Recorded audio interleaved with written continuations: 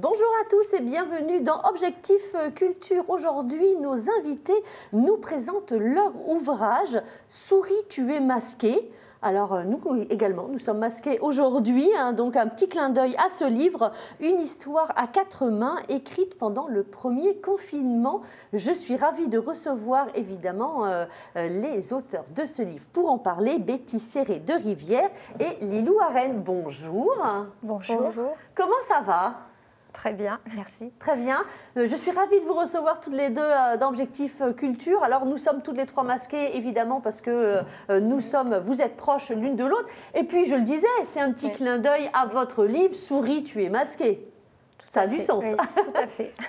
Alors, ce livre que vous avez écrit, donc je le disais, à quatre mains, c'est l'histoire de Charline et Lily. Elles ont 13 ans dans le livre. Elles rêvent de liberté, mais elles sont confinées, ces deux jeunes filles. C'est bien ça ? Exactement. C'est un peu le pitch de l'histoire ? Complètement, oui. C'est tout à fait l'histoire. Oui. Avant de commencer un petit peu à rentrer un petit peu plus dans le livre et dans l'histoire, j'ai envie de savoir, Lilou, comment tu as rencontré Betty ? C'était en 2015. J'avais 7 ans et j'ai fait un atelier d'écriture parce qu'en CP, il y a eu une intervention d'une écrivaine dans notre classe. Et comme j'avais adoré, ma mère m'a inscrit à un atelier d'écriture avec Betty. D'accord.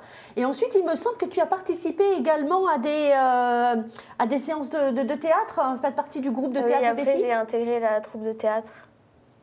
Ça t'a plu ? Oui, j'ai adoré. Et donc après, on s'est beaucoup revus et je la voyais régulièrement. Alors, le groupe d'écriture, tu participes avec Betty. Qu'est-ce que tu écris ? Est-ce que tu écris, je suppose, régulièrement à la maison, mais qu'est-ce que tu écris ? Ça dépend. J'écris des petites histoires pour l'instant, mais je ne sais pas si je pourrais faire des livres. Oui. En tout cas, tu as envie de devenir auteur. Là, tu l'as fait avec Betty. C'était un rêve déjà, même si tu n'as que 13 ans. Oui, depuis que j'ai fait des ateliers avec Betty, j'ai dit que je voulais être écrivaine. C'est chouette. Alors Betty, vous dites que la lecture, c'est libérateur. Oui. On peut dire ça comme ça, effectivement, pendant ce premier confinement. Donc comment se passe, vous vous connaissez, on l'a compris, mais comment vous vient cette idée de dire à Lilou, tiens, on va faire quelque chose ensemble ? Donc comme Lilou vous l'a dit, nous étions déjà très proches à ce moment-là. Oui. Et donc j'étais pas sans ignorer sa profonde détresse dès l'annonce du confinement. Et donc sa maman me l'a confié également. Et je lui ai proposé de continuer d'écrire, qui était un de mes conseils assez récurrents, et d'être là pour la guider. Mais j'ai senti que... Sur un sujet particulier, Betty, non, ou pas ? Non, écrit. Voilà. Écrit parce que c'est libérateur, ça va te faire du bien. C'est ça, de poser vraiment des mots sur ces mots. Et en fait, j'ai senti que ça ne suffisait pas. Donc, je lui ai carrément proposé, je lui ai dit, Lilou, et si on écrivait une histoire ensemble ? Et donc là, tous les 2 jours, c'était vraiment très assidu, on avait 2 jours pour se répondre mutuellement, puisque ce sont des correspondances. Exactement. Donc, c'est un roman épistolaire. Oui. Et tous les 2 jours, on se répondait. Et voilà, donc l'idée est partie de là. De mars à juin, tous les 2 jours. Tout à fait. Donc, on a commencé... pas directement dans le... c'est vous qui donnez, j'imagine, la première correspondance, c'est vous qui oui, tout à fait. C'est moi qui ai un petit peu le là, comme on dit. Exactement.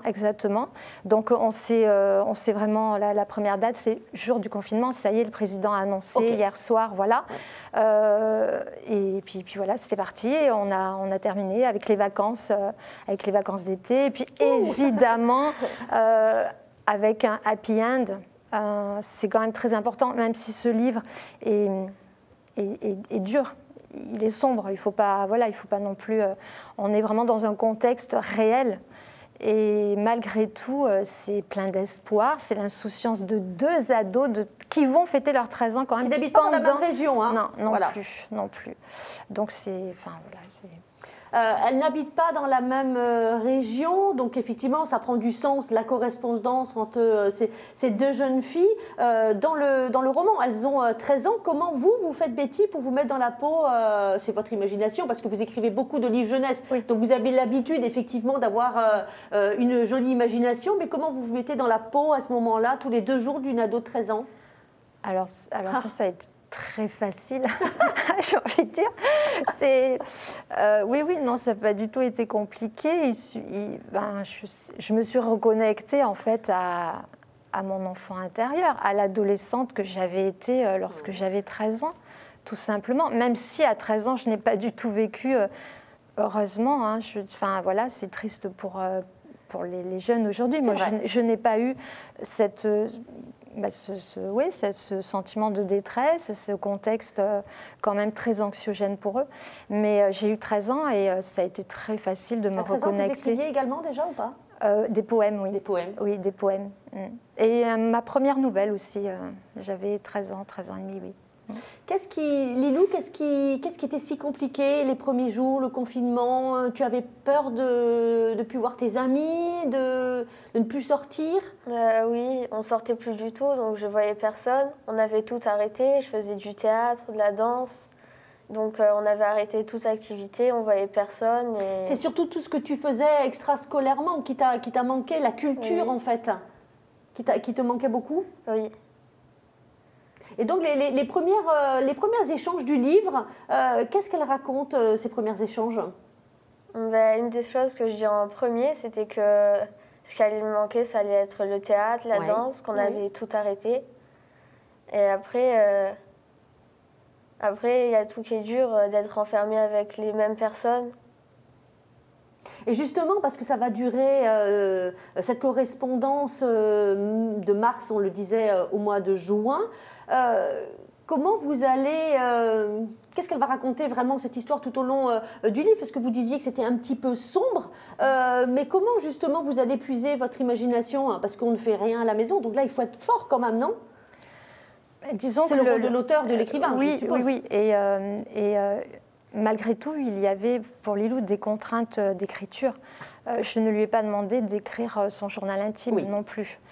Même si, attention, sur la forme, ça s'apparente un peu, c'est quand même deux amies qui se confient, sans pudeur, sans tabou. Donc il y a un peu ce côté journal intime de leur quotidien qu'elles vivent, mais entre elles, qu'elles se confient. Mais j'ai demandé à Lilou de se distancer de son propre foyer, de sa propre cellule familiale. Donc elle vivait avec ses parents et son frère. Je lui ai dit, je ne veux pas entendre ce qui se passe chez toi tous les jours. Utiliser ses émotions et ce qu'elle vivait au quotidien, renfermée avec ses parents, les deux en télétravail, enfin bon voilà, l'horreur totale quand même, hein, pour une famille, comme toutes les familles l'ont vécu à ce moment-là, mais de se distancer et de ne garder que ses émotions, de façon à s'imaginer une autre famille. Donc voilà, elle a une sœur alors qu'elle n'a pas de sœur dans la vraie vie, voilà, de transposer quand même la dure réalité, mais malgré tout, imaginer une vraie histoire. Oui, parce qu'elles vont se raconter, vous le disiez, leur quotidien, des joies, des peines, des doutes, des espoirs, tout à fait. des émois amoureux, l'insouciance, la jeunesse. Donc effectivement, on va passer par tous les sentiments en lisant ce roman. C'est quand même chouette, ça veut dire qu'il y a effectivement un happy end, comme vous le disiez. Oui. C'est compliqué, le confinement, ça nous casse les pieds, mais en même temps, toi, tu peux dire que ça t'aura peut-être sauvé de quelque chose également, ce livre, hein? Oui, mais même dans les situations compliquées, il y a toujours du positif. Moi, si j'avais pas vécu le confinement, il n'y aurait pas eu ce livre. Et oui, c'est ça. Voilà, c'est souvent ce qu'on dit. Il y a plein de gens qui se sont aussi réinventés. Et là, c'est le cas. Vous avez proposé à Lilou. Alors, on va pouvoir vous retrouver également en dédicace avec le livre dans les prochains jours. Ça, c'est quand même une bonne nouvelle. Oui. Parce que pour vous aussi, c'est l'aboutissement de quelque chose, évidemment, et puis ça va pouvoir donner des envies aux autres, peut-être, aux enfants, aux jeunes filles comme toi, d'écrire. Oui, peut-être elles vont se reconnaître dans ce que je dis et elles vont avoir envie d'écrire. Qu'est-ce qu'elles ont dit, tes amis, garçons, filles à l'école? Ils étaient contents pour moi et ils ont hâte de lire le livre. Ah, c'est génial. Alors, séance de dédicace, ça sera le samedi 6 mars. C'est ça. Et également, non, le samedi 6 mars à la librairie Interlude, donc à Salon de Provence, hein, Oui. de 10h à 12h. Et puis le même jour, hein, à la librairie Le Grenier d'Abondance, de 14h30 à 17h. Pour l'acheter, Betty, comment fait-on? Alors pour l'acheter, comme c'est un livre auto-édité, Ouais. alors on peut le trouver dans les 2 librairies citées à Salon de Provence pour les locaux, mais sinon sur le site, sur le catalogue en ligne, donc The Book Edition, vous tapez le titre du livre et voilà. Et puis, si vous voulez une jolie dédicace, bien passez par mon Facebook, Messenger ou Instagram aussi, sur ma page Instagram d'auteur.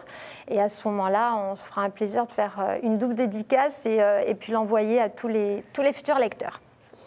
Est-ce que ça t'a donné envie déjà de reprendre ta plume? Peut-être que tu l'as déjà fait, d'écrire Oui, autre chose à deux, seule? Oui, j'écris toute seule maintenant. J'essaye de faire des petites histoires et de commencer un livre, mais je pense pas que ce sera édité après, mais j'essaye quand même. Eh ben, celui-ci a été édité. Enfin, il faut Oui. toujours avoir de l'espoir et tu as eu raison. Puis Betty a cru en toi. Qu'est-ce que tu lui dirais à Betty aujourd'hui? Ouais, je suis fière de l'avoir fait avec elle et merci d'avoir cru en moi quand même parce que elle n'aurait pas forcément eu confiance à 13 ans que je puisse faire un livre. C'est génial quand même. Hein. Vraiment, c'est une jolie histoire. Oui. Betty, d'autres actualités à venir pour vous?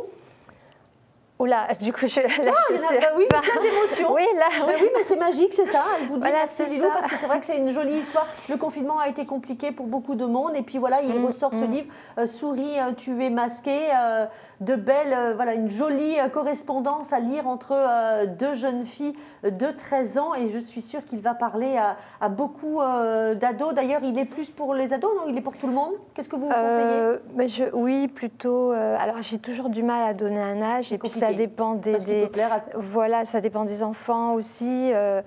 Mais on peut dire pour les 9-12 ans, bien ciblé. Oui. Après, même vous, oui, mais bien sûr. Même en tant qu'adulte. Comme vous, j'ai 13 ans des fois. Je veux dire, c'est parce que comme je l'ai dit, c'est tendre, c'est dur, mais c'est quand même tendre. Il y a de la fraîcheur, il y a quand même l'insouciance de 2 ados qui passent du coq à l'âne. Je veux dire, on pleure, on rit. Il y a beaucoup d'amitié, il y a leurs amourettes aussi, leurs premiers émois. Voilà, donc tout le monde peut lire et. Voilà, d'ailleurs, c'est ce que je conseille. Eh ben, vous faites bien de conseiller. En tout cas, moi, j'étais ravie de vous recevoir toutes les deux. Bravo pour ce premier livre. Bravo, Betty, pour votre confiance que vous avez donnée à Lilou. Ça fait chaud au cœur. Souris, tu es masquée. N'hésitez pas à aller vous le procurer. Merci les filles. À très bientôt. Anne. Au revoir, merci beaucoup. Je vous souhaite à vous un excellent week-end. Je vous embrasse. À la semaine prochaine.